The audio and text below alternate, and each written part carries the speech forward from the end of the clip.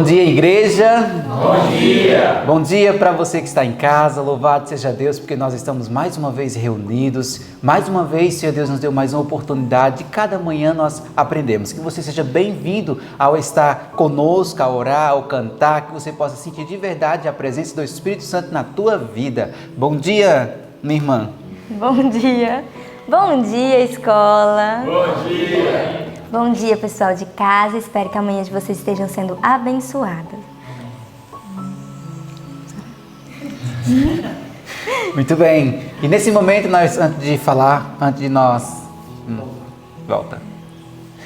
E nesse momento nós vamos falar com a majestade do céu. Então eu convido você que está em casa e o pessoal que está aqui também para nós falar com o nosso Deus. Vamos lá? Querido bom Deus, eterno Pai, graças te damos, Senhor Jesus, pela oportunidade de estarmos vivos, de podermos, Senhor Deus, mais um dia estar dentro da Tua presença. Quero te entregar cada um desses Teus filhos que têm acompanhado o ano bíblico, que têm assistido, Senhor, que eles possam ser tocados pelo poder do Teu Santo Espírito, Senhor. Esteja conosco agora, queremos louvar o Teu santo nome, em nome de Jesus. Amém. E para nossa manhã ficar mais abençoada ainda, vamos louvar? Vamos louvar o hino 390 Pegadas.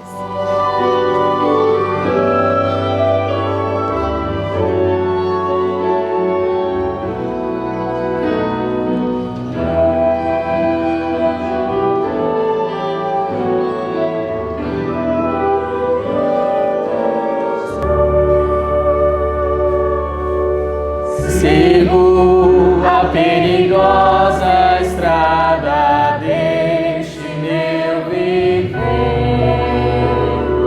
onde cada passo em falso pode ser meu fim, mas eu sigo em frente, pondo sempre os meus pés sobre as pegadas que Jesus deixou pra mim. Eu vou para onde este trilho me levar. Quero no final dele encontrar o meu Jesus. E se alguém vier atrás de mim, por onde vou, vai ver que Cristo e eu deixamos uma pegada só.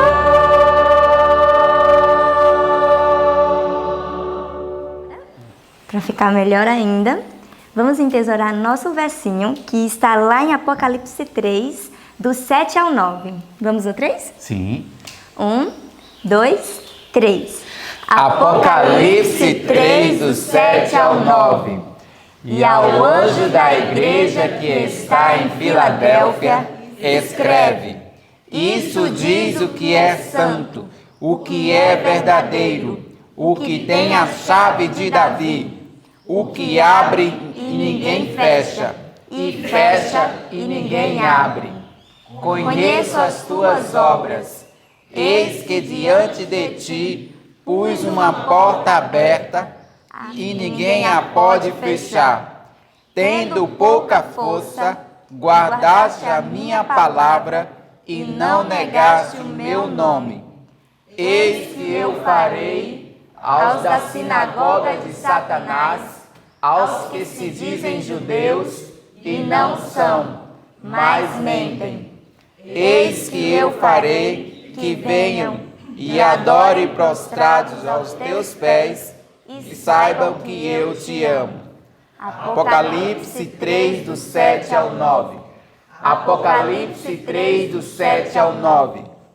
E ao anjo da igreja que está em Filadélfia, escreve: Isso diz o que é santo, o que é verdadeiro, o que tem a chave de Davi, o que abre e ninguém fecha, e fecha e ninguém abre.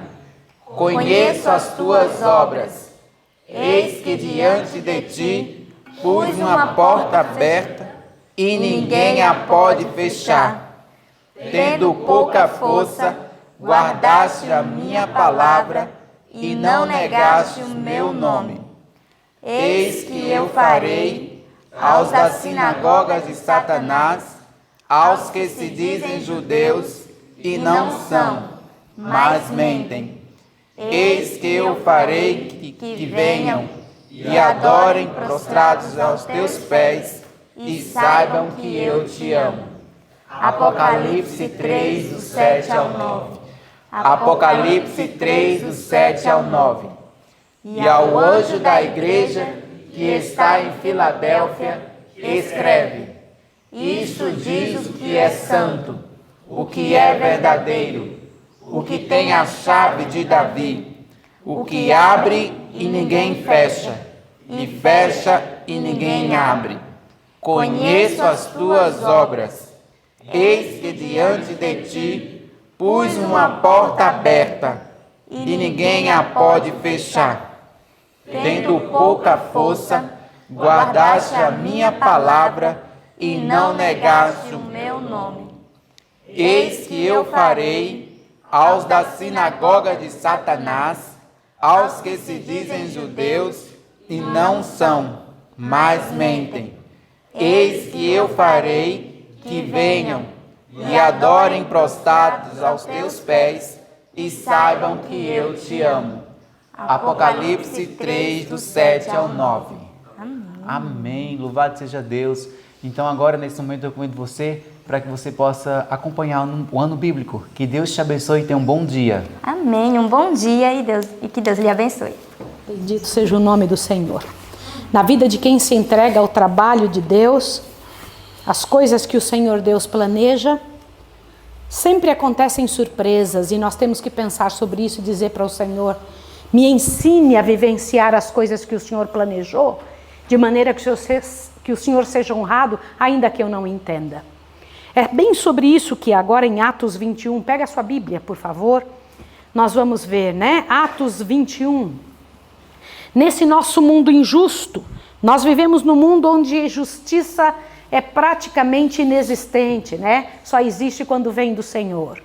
E nós encontramos aqui uma situação muito interessante em nosso mundo mal, onde vemos o posicionamento claro e definido de uma situação angustiante, sofrida, que nosso herói, que estamos estudando sobre ele há tantos dias, sobre suas atitudes, sobre seu trabalho, daquele que foi tão usado pelo Espírito Santo, Paulo, né? Ele chega em Jerusalém, depois de uma viagem longa que havia sido feita, passando por várias cidades. O que me impressiona é que essa multidão de nomes diferentes, de cidades que vemos aqui em Atos capítulo 21, antes não tinha igreja nenhuma, nenhum irmão. Você já parou para pensar nisso?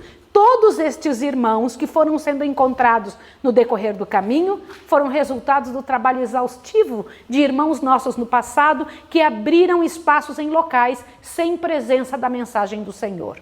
Essa é uma bênção muito grande e é isso que o Senhor Deus espera que ainda façamos hoje. Que não nos aglomeremos em locais onde outras pessoas já podem trabalhar, onde já tem um trabalho iniciado. Que façamos como Paulo, que tenhamos a coragem de sair e buscar aquelas pessoas que nunca ouviram falar destas verdades. E ali estava ele, chegando e ajoelhando-se, orando uns com os outros. Eu acho muito bonito, veja o verso 5. Havendo passado ali aqueles dias, saímos e seguimos nosso caminho. Acompanharam-nos todos os discípulos com suas mulheres. Isso aqui é um outro detalhe interessante para nós estudarmos, porque nesta época não havia ainda o voto de celibato. Essa ideia é uma ideia do mundo da Idade Média. As pessoas que trabalhavam e viviam com Jesus, a eles não era pedido nem exigido que não se casassem.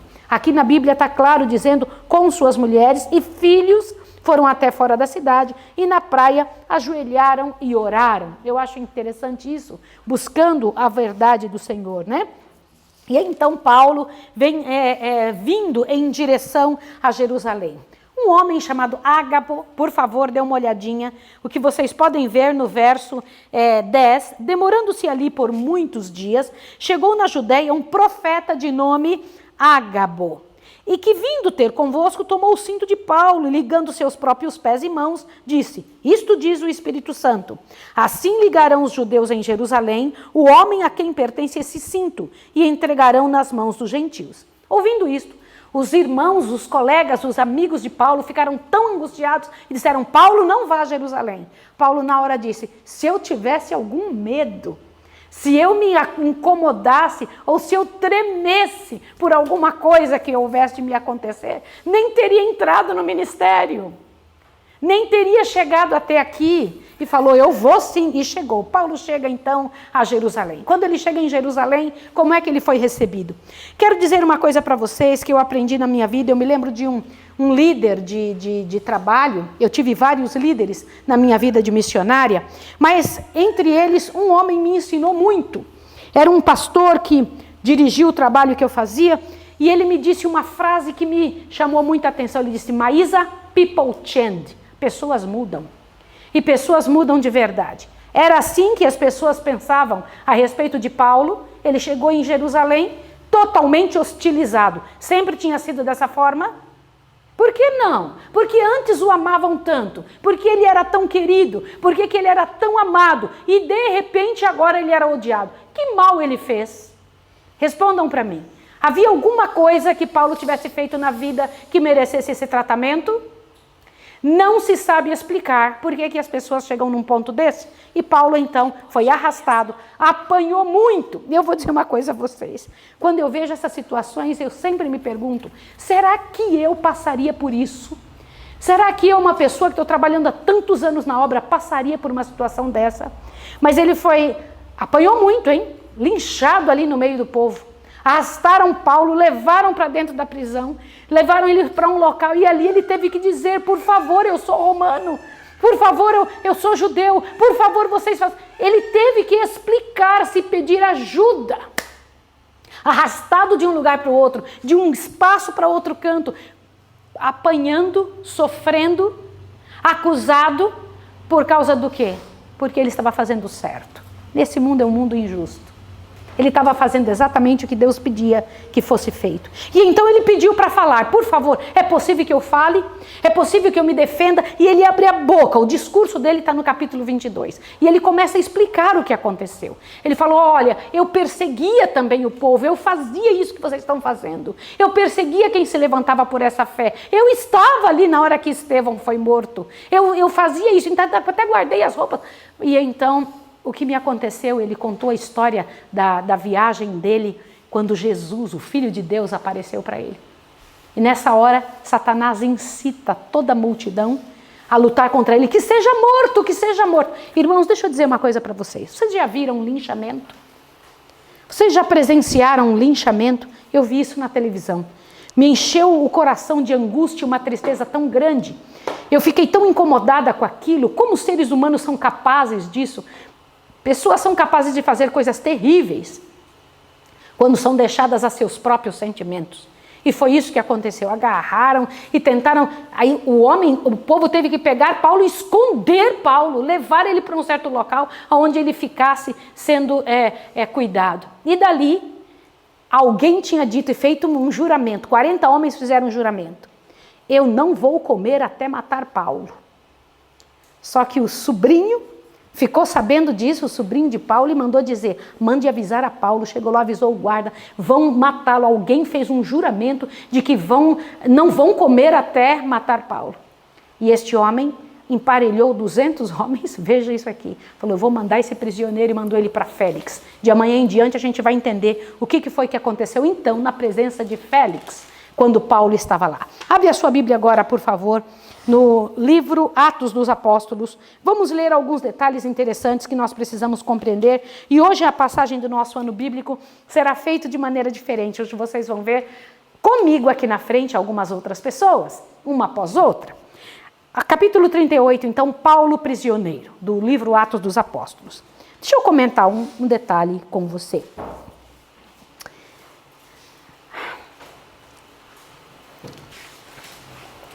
A ingratidão é um negócio muito feio. A ingratidão é um sentimento horrível. E a ignorância, ela enxerga mal. A ignorância, ela é incapaz de apreciar o espírito de amor fraternal que prodigaliza uma oferta. As pessoas que estavam vindo com Paulo estavam trazendo para Jerusalém ofertas que tinham sido originadas de um sacrifício muito grande dos irmãos de vários locais, e as pessoas não davam muita importância. Que terrível é quando nós não entendemos o benefício que temos na mão, a bênção que nos é dada, o que alguém tem nos dado com tanto esforço. Esse é o primeiro detalhe que me chamou a atenção nisso que estamos vendo. Outro detalhe é que a ignorância é atrevida. A ignorância tem várias faces. Ela é ingrata e a ignorância também é atrevida. Por quê? Observe que coisa terrível ter do seu lado alguém que não está verdadeiramente com você. O que quer dizer isso? Por favor, observe aqui o que nós encontramos no seguinte parágrafo. Nos primeiros anos da obra do Evangelho entre os gentios, alguns irmãos, dirigentes de Jerusalém, quem eram essas pessoas? Dirigentes de onde? De Jerusalém. Presta atenção. Apegando-se a anteriores preconceitos e modo de pensar, não haviam cooperado sinceramente com Paulo e seus companheiros. Muito cuidado quando alguma coisa permanece no coração de quem está do seu lado e que não foi resolvido. Esta pessoa que permanece com você sem sinceridade um dia vai te trair. Eu vou repetir o que eu estou dizendo. Coisa terrível é permanecer do lado de alguém que não está 100% com você. Porque se houver alguma coisa que ainda está aparelhada do lado contrário, um dia, se ela tiver chance, ela vai te dar uma mordida no calcanhar. Que mais? Olha aqui. Em sua ansiedade por preservar umas poucas formas e cerimônias insignificantes, tinham perdido de vista as bênçãos que poderiam advir a eles e à causa que amavam, mediante um esforço para unir numa só todas as partes da obra do Senhor. Embora estivessem desejosos de salvaguardar os melhores interesses da igreja cristã, tinham deixado de manter-se atentos às progressivas providências de Deus e, em sua humana sabedoria, tinham procurado entravar os obreiros com muitas restrições desnecessárias. Dá uma olhada nisso. Eu não sei se Paulo tinha tido condição de resolver esse problema antes dessa ocasião, mas a verdade é que estes homens foram capazes de trazer dificuldades, estas que Paulo encontrou ao chegar em Jerusalém. Quais dificuldades? De gente desunida, apegadas a detalhes que não precisavam ter sido feitos, que eles não tinham necessidade alguma de estar envolvidos com isso. Outra coisa terrível, terrível ter pessoas que não entendem das coisas e esperam que a liderança seja mudada para a forma como eles pensam. Do que eu estou dizendo? Quem realmente entendia de missão para os gentios? Quem? As pessoas que tinham ficado em Jerusalém ou as pessoas que tinham saído para fazer a missão? Respondam para mim. Quem? Quem saiu para fazer a missão? As pessoas que saíam para a missão tinham capacidade para dizer como é que era que se fazia a missão. No entanto, quem é que começou a levantar opiniões, e essas opiniões que trouxeram um problema terrível? Presta atenção aqui, olha bem. Isso aqui é importante demais vocês entenderem, porque dentro da nossa igreja, dentro da nossa vida, dentro da nossa história acontece muito disso. Olhe bem. Assim, surgiu ali um grupo de homens que não estavam familiarizados pessoalmente com as circunstâncias difíceis e peculiares necessidades enfrentadas pelos obreiros em campos distantes e que, entretanto, sustentavam ter autoridade para levar seus irmãos nesses campos a seguir certos e determinados métodos de trabalho. Julgavam que a obra de pregar o evangelho tinha que ser levada avante em harmonia com suas próprias opiniões. Vem cá, eles nunca tinham ido para a missão, nunca tinham saído para lugar algum, tinham permanecido em Jerusalém e ali tinham ficado, e então agora queriam que a missão fosse feita do jeito que eles pensavam que tinha que ser feita. Você não acha isso terrível? Mas aparece tanta gente com esse tipo de comportamento, que não tem o cuidado, o traquejo, a sabedoria celeste de saber quando falar e quando calar, quando dar a opinião e quando ela não é bem-vinda.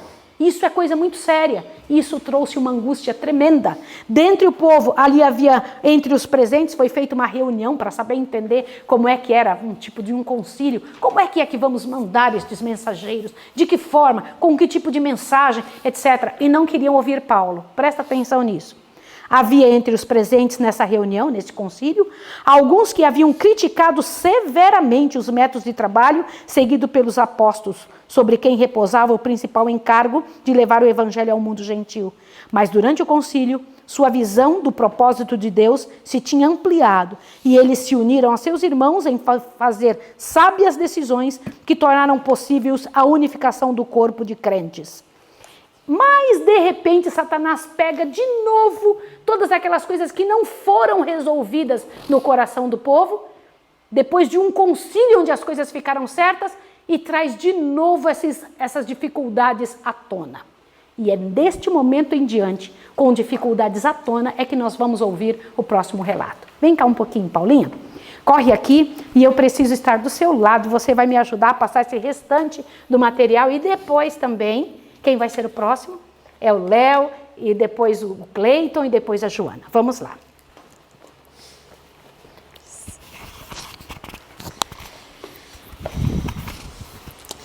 E bom dia para você. Eu convido você, que já está com a sua Bíblia aí aberta, eu imagino, né? Agora vamos lá para Atos, no capítulo 21. E eu quero falar como foi essa chegada de Paulo. A professora Maísa aqui já bem explanou. E agora a gente vê que ele tem um encontro com os anciãos ali em Jerusalém. E diz aqui no versículo 17, Atos 21, verso 17, diz: E logo que chegamos a Jerusalém, os irmãos nos receberam de muita boa vontade. E no dia seguinte, Paulo entrou conosco em casa de Tiago, e todos os anciãos vieram ali. E diz que naquela reunião, Paulo foi explicando o que aconteceu em suas viagens, como os gentios recebiam bem o evangelho, as ofertas que eram prova de que a igreja estava crescendo, estava se desenvolvendo, estava prosperando. E diz que os anciãos ali, os líderes da igreja, ouviam os relatos e os preconceitos foram sendo tirados naquele momento e eles foram vendo que, de fato, o ministério de Paulo tinha sido abençoado por Deus. Porque os frutos comprovavam que ele tinha a bênção de Deus. E quer saber como que a gente descobre mesmo se a pessoa tem feito a vontade de Deus ou não? Pelos frutos. Os frutos da vida confirmam se temos a bênção de Deus sobre o que fazemos ou se não temos a bênção de Deus. E Paulo podia dizer, porque ele buscava orientação direta de Deus, ele sempre procurou viver em unidade, sempre procurou obedecer o que a igreja decidia ali em Jerusalém, mas ele também buscava orientação direta de Deus. E só assim conseguimos enfrentar a oposição que se levanta,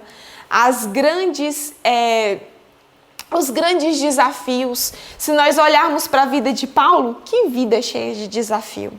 E como alguém consegue permanecer em pé diante de tanto desafio, diante de tanta oposição, mesmo entre aqueles que eram da sua fé?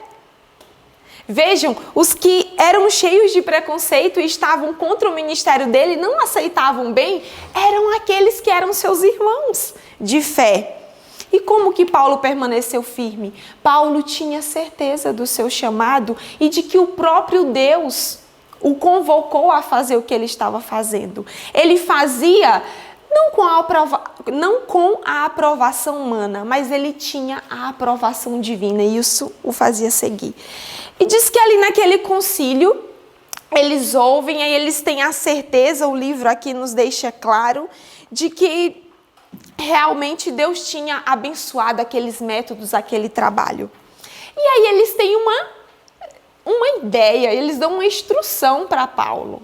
Só que essa instrução, diz aqui o livro, no capítulo que começa no parágrafo, que começa: os irmãos esperavam que, seguindo Paulo, nesse parágrafo diz que essa instrução, ela foi dada como fruto de covardia, não de direção do Espírito Santo. E aí você pensa, mas e aí? Eles instruíram Paulo a fazer o quê depois de tudo que Paulo apresentou? Veja que Paulo chega em Jerusalém e ele não é bem aceito. E aí ele explica então tudo o que aconteceu nessa reunião em casa de Tiago, e aí os anciãos realmente concordam, tem a bênção de Deus. E aí eles têm essa ideia que é para que Paulo fosse bem aceito pela multidão. E aí eles dão um conselho para Paulo, que é um conselho que não foi dirigido pelo Espírito Santo. Olha aí na sua Bíblia, e a igreja também, o que diz o versículo 23. Essa foi a instrução que eles deram para Paulo. Atos, capítulo 21, a partir do verso 23, ele diz assim: Faze, pois, isto que te dizemos. Temos 4 homens que fizeram voto. Toma estes contigo e santifica-te com eles, e faze por eles os gastos para que rapem a cabeça. E todos ficaram sabendo que nada há daquilo de que foram informados acerca de ti. Então essa foi a instrução para que eles pudessem ver que Paulo estava ali de acordo com as leis cerimoniais que eles ainda preservavam tanto. E aí eles dão esse conselho. E olha o que é que o verso continua a nos dizer: mas que também tu mesmo andas guardando a lei.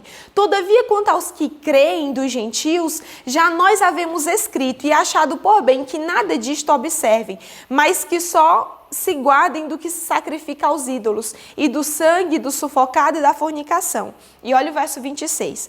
Então Paulo, tomando consigo aqueles homens, entrou no dia seguinte no templo, já santificado com eles, anunciando serem já cumpridos os dias da purificação, e ficou ali até se oferecer por cada um deles a oferta. E até aqui não dá para ver o que aconteceu assim, a ponto do livro dizer que a instrução não foi direcionada pelo Espírito Santo, mas sim por um espírito de covardia. O que nós vamos ver a seguir é o resultado, o fruto dessa instrução. Infelizmente, Paulo sofreu algo que penso que poderia ser evitado se tivesse sido ali, essa instrução tivesse sido orientada, direcionada por Deus. Nós vamos ver a seguir o que aconteceu quando Paulo decide seguir essa instrução e aí ele entra no templo conforme a lei cerimonial. Amém.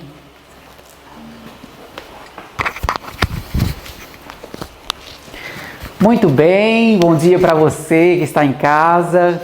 Como é bom estudar a palavra de Deus, como é bom se encher com a história de um nosso irmão, aquele que deixou uma marca muito importante para nós. Bendito seja o nome de Deus. Diante dessa situação que nós estamos observando aqui, lendo do que estava acontecendo ali em Jerusalém, lá em Jerusalém existia uma lei que a pessoa incircuncisa não poderia entrar no templo. Jamais, era morte, tinha que ser morto, não poderia jamais entrar. No entanto, eles viram Paulo junto com alguém. Quem era essa pessoa? Diz que ele estava junto com Trofimo. E eles disseram, olha, eles confiaram, dizendo que Paulo tinha levado ele para dentro do templo, mas claro que não, Paulo não fez isso. No entanto, diz que era uma acusação falsa, isso foi falso. No entanto, isso começou a espalhar por toda Jerusalém. Diz que foi por toda Jerusalém, todos estavam sabendo que alguém estava profanando o templo. Só, o que acontece? É aquilo que a mamãe explicou. O que acontece? Eles pegaram Paulo, simplesmente, Paulo, vamos aqui, com toda a educação?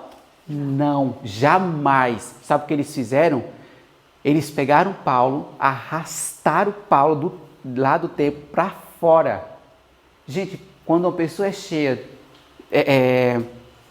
de demônios, faz isso com quem é de Deus. Mas eles só pararam de bater em Paulo, ferir ele, quando eles viram quem? Quando eles viram o tribuno e os soldados. Foi porque aí eles pararam de bater nele. No entanto, olha que interessante. Aí ele chega nesse local onde ele estava, aquele avulso, aquela cena que estava lá acontecendo, e eles achavam que era simplesmente um egípcio, porque ele já tinha... isso sempre acontecia dentro de Jerusalém, porque e eles disseram, então é um egípcio, e eles não ligavam muito para isso. No entanto, eles foram, o que esse homem fez? Diz que uma raivosa acusação, um falava de um jeito, o outro falava de um jeito, um falava de um jeito, falava do jeito. E aí, o que aconteceu? Diz que eles colocaram e Paulo foi protegido, porque se Paulo não tivesse protegido pelos guardas, eles teriam matado Paulo. Eles teriam acabado com Paulo mesmo de verdade. No entanto, acontece algo que eu acho extraordinário. Como a pessoa é usada pelo poder do Espírito Santo. Nessa situação que estava acontecendo, nesse alvoroço que estava ali naquele momento, eu estava lendo isso e estava pedindo, Senhor, me dá isso. Disse que Paulo, como era que Paulo estava? Diz que Paulo estava calmo. Diz que os pensamentos dele estavam em quem? Em Deus. E não só isso. Disse que ele tinha certeza, ele sabia que os anjos de Deus estavam com ele. Bendito é o nome de Deus. Vou dizer uma coisa para você. Nós somos os Paulos. Nós temos que ser. Porque nós estamos envolvidos no trabalho mais importante da história da Terra, que é pregar a mensagem. E nós vamos ser perseguidos, como Paulo foi também. Só que nós temos que ter, que nem Paulo, sangue na veia, e que o Evangelho de Deus será pregado para todo esse mundo. Ter a certeza que o Senhor Deus é o nosso Deus. E ainda continua. Sabe o que é interessante, que eu fiquei pensando nisso aqui? Aí, olha, diz que Paulo pede uma oportunidade. E a oportunidade dele foi aceito. Foi aceito para que ele pudesse falar com o povo. Deixa eu falar com o povo. E ele faz um gesto com a mão. Diz que aqui, quando ele faz um gesto com aquela mão, diz que trouxe uma atenção muito para ele, uma atenção muito para Paulo. O que acontece?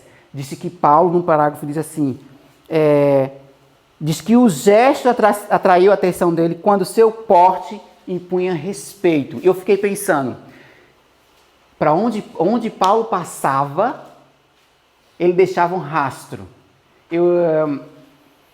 Claro, obviamente que Paulo tinha a maneira de como ele andava, a maneira de como ele falava. Gente, eu fiquei pensando, meu Deus, olha o que é que está em uma situação do que ele ainda mostrava para o povo.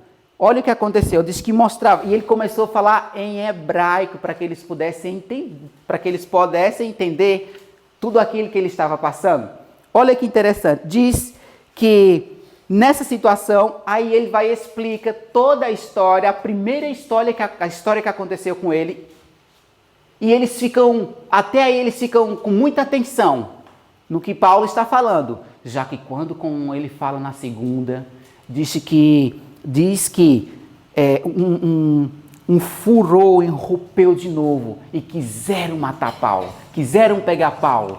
No entanto, Paulo tinha que ser levado à fortaleza, porque senão eles teriam matado Paulo de verdade.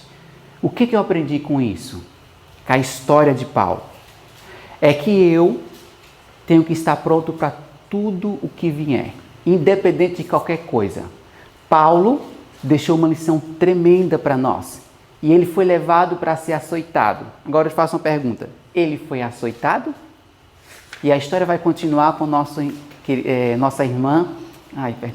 E a história vai continuar com a nossa querida professora Joana. Obrigada, professor. Muito bem. Que cena grotesca, não? Imagina a situação de um servo de Deus, um velhinho, passando por algo tão difícil como essa. Paulo estava sendo judiado pelo que mesmo? Fazer o certo. E o pior, judiado por quem mesmo? Pelos da sua própria fé. E protegido por um gentil, um pagão. que nem cria em Deus. E lá estava Paulo agora sendo preso. Uma coisa que me encanta em Paulo. Paulo, manso, humilde, estava ali para sofrer, se possível dar a própria vida, mas era tão prudente quanto uma serpente. Diz que quando o comandante, né, da guarda diz assim, leva ele à açoita, ele diz, mas espera aí, vocês vão açoitar um romano? Olha a inteligência. Vocês vão açoitar um romano? Aí, não, peraí, não açoita não, calma aí, você é romano? Ele, sim. Quanto que você pagou por esse título? Ele disse, eu sou de nascimento. Ele, nossa, eu paguei muito caro pelo meu título. Não, guarda ele na prisão, vamos pensar direitinho como é que a gente vai fazer com ele, né? Perceba que quando Paulo está na prisão, no outro dia ele é chamado para testemunhar do que ele estava fazendo. E quando ele é levado diante do Sinédrio. Gente, ele fazia parte do Sinédrio. Antes da sua conversão, era ele que estava lá sentado julgando muitos casos. Agora, ele estava sendo julgado pelos seus. E diz que estavam lá os fariseus, os saduceus, e novamente nós vemos a inteligência de Paulo. Ele diz, espera aí, sobre a ressurreição, é certo ou errado? E diz que começa um grande alvoroço, eles começam a discutir, fariseus dizendo que existia a ressurreição, saduceus dizendo que não existia, e eles começam a brigar entre si e esquecem o objeto da ira. Que tipo de povo era esse que dizia representar Deus? Cheios de ira, prontos para matar por nada. Que tipo de povo é esse que professa seguir a Deus? E quando Paulo é levado novamente, porque não funcionou o julgamento, né? Eles começaram a se degladiar, o que os soldados fizeram? Protegeram a Paulo, porque ele não seria despedaçado. Parece que a razão estava com aqueles que nem estudavam a Bíblia. E quando Paulo é levado agora para a prisão novamente, diz que Paulo chora. Sabe, isso me impressionou demais. Eu, no lugar de Paulo, eu estaria chorando porque tinham pessoas judiando de mim. Porque eu não queria sofrer aquela situação. Mas Paulo estava agora na prisão, chorando, porque a igreja que estava para representar a Deus não representava e o nome de Deus estava sendo desonrado. E ele pensou, eu vou ser morto. O que será das igrejas que foram levantadas? O que será daquele povo que eu instruí, que eu passei de cidade em cidade ajudando? Vão se acabar as igrejas? Acabou-se a minha obra? Eu não devia ter vindo para Jerusalém, eu errei. Diz que ele temeu no coração de ter desagradado a Deus. Paulo não estava pensando na vida dele. Não estava pensando, vou sofrer, vão me judiar de mim, vão me bater. Não era essa a preocupação de Paulo. A preocupação era com a obra de Deus. Acima de sua própria vida, Paulo estava pensando em quê? Na obra de Deus. O que era mais importante para Paulo? A obra de Deus. E diz que ele chorou e orou com angústia e desfalecimento. Tá aí, quando a gente se põe nesse tipo de situação, quando nós entendemos que é pela humilhação, pela entrega, diz que o céu se abre. O céu se abre para nós e foi o que aconteceu naquela noite. Naquela noite o Senhor visitou Paulo. Você já parou para pensar nisso? Eu fico pensando nisso. Quando você se prontifica a participar da obra de Deus, o céu inteiro se envolve com você. E lá estava o Senhor, o Deus do universo, que senta num alto e sublime trono, fazendo o quê? Se inclinando para a terra, olhando para um velhinho preso, chorando lá numa cela. E aí Deus visita. O Senhor não esquece de Paulo e se revela para ele, diz, Paulo, gente, como deve ser legal isso? Deus é amigo, né? Só amigos fazem isso. Ele fala assim, ei, Paulo, tem bom ânimo, você não vai morrer. Fico pensando, né? Ufa, não vai ser dessa vez, né? Paulo, você não vai morrer. Tem bom ânimo, porque importa que você vá até Roma testificar sobre mim. Eu imagino que Paulo deveria ter pulado naquela cela, né, Léo? Ele deveria ser sanguíneo, né? Ele deve ter pulado de alegria, porque era a coisa que ele mais queria, era ir para Roma testificar de Cristo. Paulo não estava preocupado se ele ia viver ou morrer. Ele estava preocupado com o quê? Com os que iam ficar para trás. Ele queria ir para Roma testificar de Cristo. E aí Cristo diz, calma, você não vai morrer, você vai para lá. Eu vou preservar a sua vida. E olha, essa parte que me coube falar me encantou muito, porque aqui está o cuidado de Deus para com os seus. Pela providência de Deus, um jovem escutou uma cilada que estava sendo tramada contra Paulo. Os judeus se juntaram dizendo assim, nós jejuaremos e só comeremos ou beberemos quando Paulo estiver morto. Esse é o jejum que Isaías falou que Deus condena, Deus não aprova. Você jejua para dar empunhadas impiamente? Isso está lá em Isaías capítulo 58. O jejum que Deus não aprova. Eles estavam jejuando para poder matar. E na providência de Deus, um jovem escutou isso e era o sobrinho de Paulo e foi até Paulo e contou. Sabe o que eu fiquei pensando? Como esse jovem não sabe o quanto ele ajudou a obra de Deus. Esse menino não sabe o bem que fez para a obra de Deus. Um ato tão pequenininho que você olha assim e você fala, uma coisa tão mínima, mas esse detalhe fez toda a diferença na vida de Paulo. E pela ação desse jovem, Roma foi evangelizada. Pela ação desse jovem, a vida de Paulo foi poupada e muitas outras pessoas foram ganhas para o evangelho. Você já parou para pensar num negócio desse? Esse menino nem sabia o bem que estava fazendo para o reino de Deus. E ele foi lá e disse, Paulo, estão querendo te matar. Ele, pera ainda, eu vou te encaminhar para a pessoa certa. Eu acho isso legal porque Paulo, ele tinha assim, ele tinha um porte, como o Léo falou, né, o professor Leonardo falou, ele tinha um porte que impunha esse respeito. E as pessoas que ele entrava em contato davam favores a ele justamente por esse comportamento tão digno que ele tinha. E aí ele chamou lá o oficial e disse, olha, escuta aqui o que esse moço está querendo dizer, leva ele lá para o Cláudio Lísias e deixa ele contar tudo o que tem que contar. E foi o que aconteceu. Esse menino foi levado até lá e pela ação desse jovem, na providência de Deus, a vida de Paulo foi poupada para que ele pudesse chegar a Roma. Você não acha que Deus cuida dos seus? Deus cuida dos seus. Quando você se arrisca a se entregar para essa obra, para essa missão, Deus não se esquece dos seus. Ele se inclina para atender e acompanhar os seus servos, ainda que estejam presos numa cela chorando, suplicando a intervenção divina.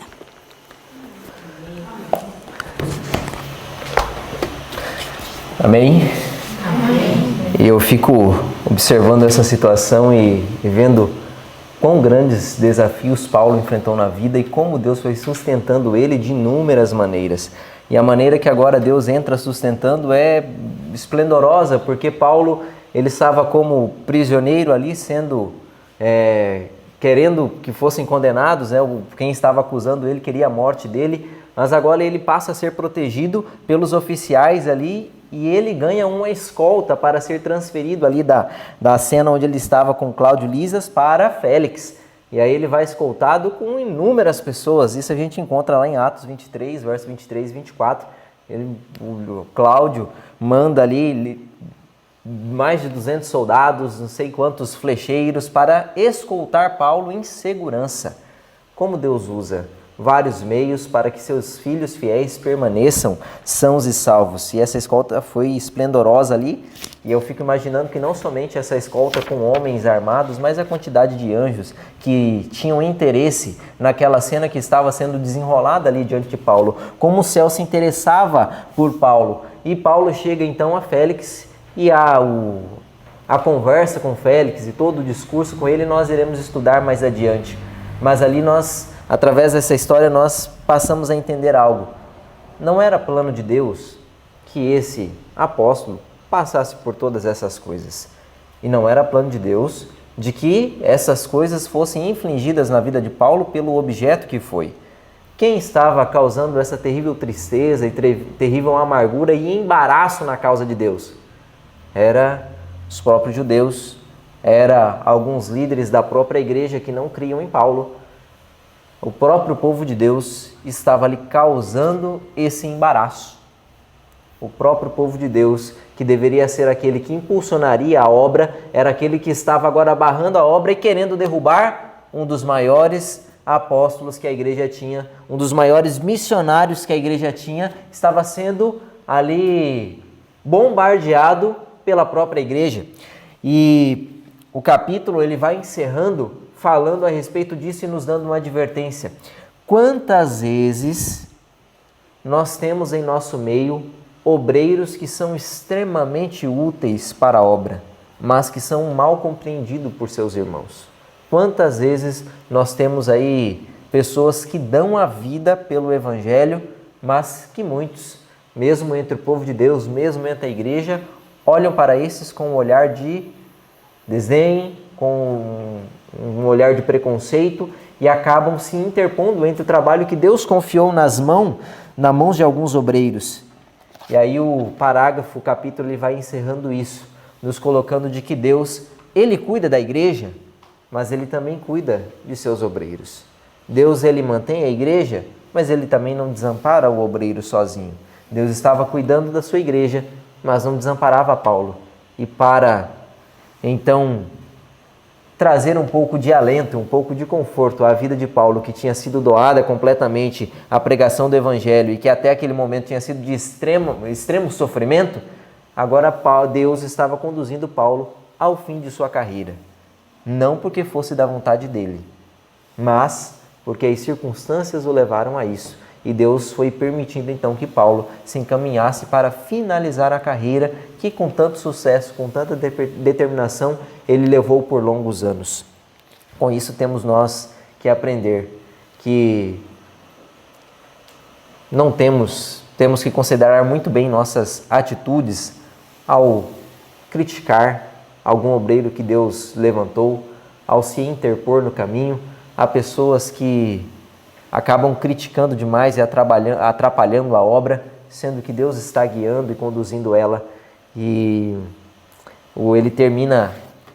Ellen White termina o livro falando a respeito de como muitos obreiros, eles são, pela misericórdia de Deus, levados a descansar. Mas, mesmo diante de sua morte, Deus ainda consegue usar e tocar vidas.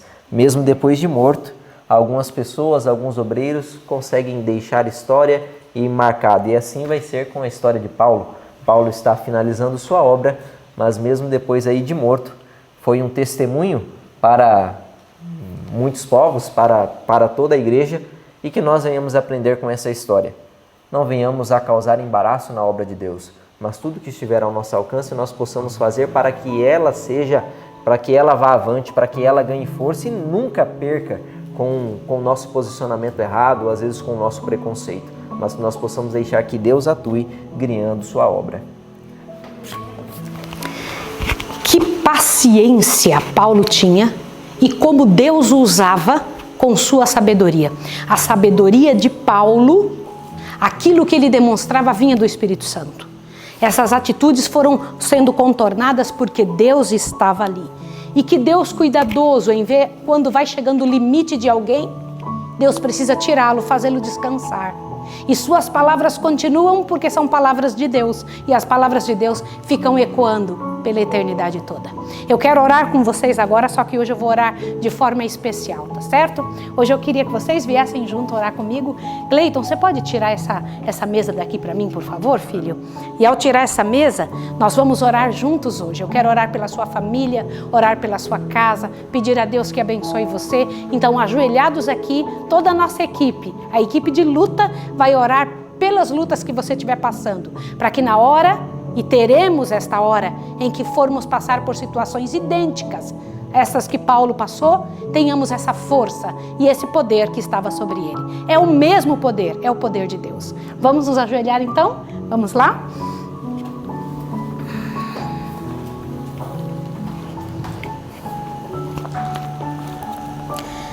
Amado Senhor, glorioso Deus, nós louvamos o Teu nome porque o Senhor inspirou tanto o apóstolo quanto a irmã White para deixar estas palavras escritas. Que história, Senhor! Que meios de livramento! Querido Pai, queremos receber a mesma força que o Senhor concedeu a Paulo, concedeu a nossa irmã Ellen White. Eu sei que em Ti há ainda a mesma força. Que o Senhor nos ajude a passarmos pelas lutas, as provas e as oposições. Que em tudo possamos dar glória e graças ao Teu nome. Querido Deus, eterno Pai, louvamos o Teu nome, Senhor Deus, por esse estudo tão bom, Senhor, que nos fez ficar mais disposto a estar mais envolvido no Teu trabalho, Senhor. Amém, Senhor. Abençoe as pessoas que estão em casa, que esse estudo possa ir para outras pessoas, que eles possam entender o chamado, o verdadeiro chamado que Deus tem para a vida deles. Amém. Em nome do Teu Santo Filho amado Jesus. Amém. Amém, Senhor. Senhor, ajuda-nos a confiarmos em Ti, como Paulo confiou. Amém. Ajuda-nos a descansarmos e a entendermos que no momento, Senhor, da dificuldade, o Senhor não nos abandonará. Amém, Senhor. Senhor, que o Senhor nos ajude a mantermos a obra que o Senhor confiou em nossas mãos, firmes Amém. até o fim, assim como foi Paulo. Que não venhamos causar embaraços de maneira alguma a Tua obra, mas possamos nos render completamente a Ti. E que esta pessoa que está em casa possa receber o poder do céu, possa ser envolvida no mesmo poder, aquele poder que levantava homens como Paulo e que os fazia, Senhor, serem vitoriosos e honrar o Teu nome. Ajuda-nos a fazer o mesmo. Pedimos isso, Senhor, nossa escola, nossa casa, em nome do Senhor Jesus. Amém, Senhor. Amém. Queremos louvar o nome de Deus e dizer para você, até amanhã.